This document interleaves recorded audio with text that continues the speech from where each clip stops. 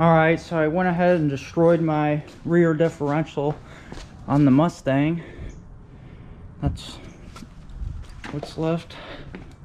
I'm going to try to find a new one of these pieces and maybe use it in my truck.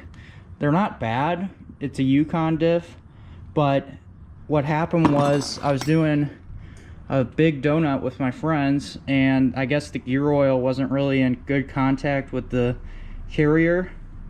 It was also spinning fast enough to sling it out, and you can see that it just got the spider gears really hot on that pin. And you can also see that the spider gears aren't the best material for that extreme heat, so they just kind of broke in half on a launch later on. So obviously it wouldn't move forward anymore. It just like banged a bunch of times and then locked up and then went free, and then I was able to roll it home, towed it with a strap home.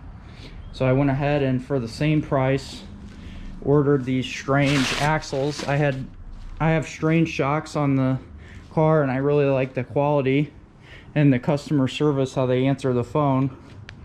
And you can see that these things are just massive. This is actually where the axle would slide into on the 31 spline, which is already bigger than stock because the stock is 28 spline. And you can see that doesn't even come close to fitting, so that's a big boy. And basically it's a C-clip eliminator, and I'm going to be running a spool. And don't mind the color of these bearings. I guess it kind of blued them a little bit. I reused them and they had some oil on them. But basically this is replacing my diff, so it's just going to be locked together. And I'm going to do a driving video on it and see how that goes.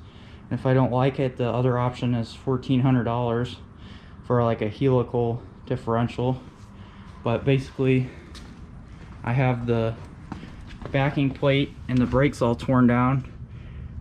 You don't need to worry about there's no brake fluid coming out. I don't know why that's happening, but basically gonna sawzall this end off and start putting it together. So as you can see, I've got the ends cut off right there and cleaned out the tubes and pinion bearing area really well, just using vacuum in the tube and then some brake clean. And I got all the gears meshed and set up. I got it pretty close to perfect, but honestly I've got the sealant on the hub and it would take a lot of work just to add 2 thousandths more shim, so I'm gonna run it. Not terrible. That's how the other one looked, so I mean, and it lasted. But these are 373s. The other ones were 331s, just for the bigger tires. And I got everything torqued down. I'm gonna start putting the axles in.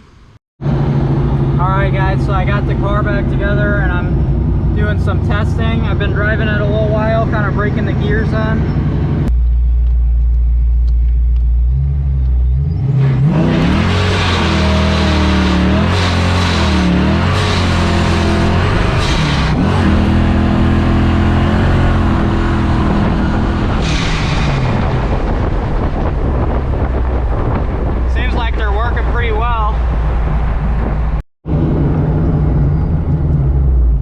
The marks I just made. This was second gear, and you can see it started chattering a little bit at the end.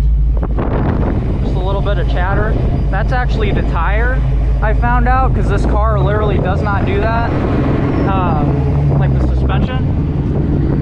Oops, I got it in fourth gear. And then I dumped the clutch right after that in the third gear, and you can see what happened after that.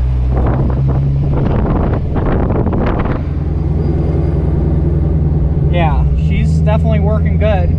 It's a McLeod twin disc RST clutch and Astro A5 gear set. Alright, a second gear start.